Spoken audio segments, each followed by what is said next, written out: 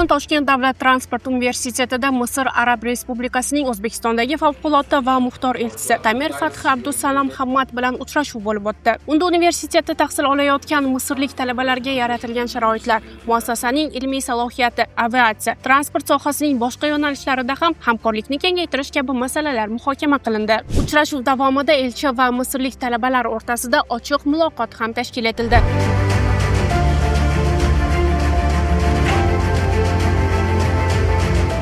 Unda talabalarning diplomlarini Misrda tan olinishi, Misr fuqarolarining pasportlarini O'zbekiston hududini tark etmagan holda uzaytirilishi va xorijda tahsil olayotgan talabalarning harbiy xizmatga chaqirilishi bilan bog'liq masalalar ko'rib chiqildi.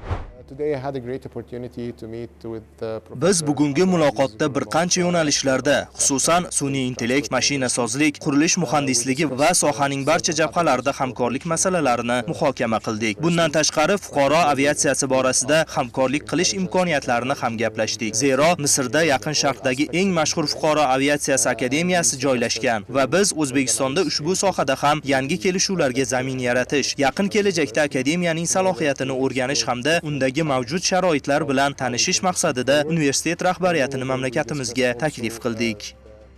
Tashrif yakunida mazkur uchrashuv nafaqat ilmiy va madaniy almashinuv imkoniyatini oshirishi qolaversa, Toshkent davlat transport universiteti va Misr oliy ta'lim muassasalari o'rtasida istiqbolli hamkorlik aloqalarini rivojlantirish yo'lidagi muhim amaliy qadam sifatida baholandi.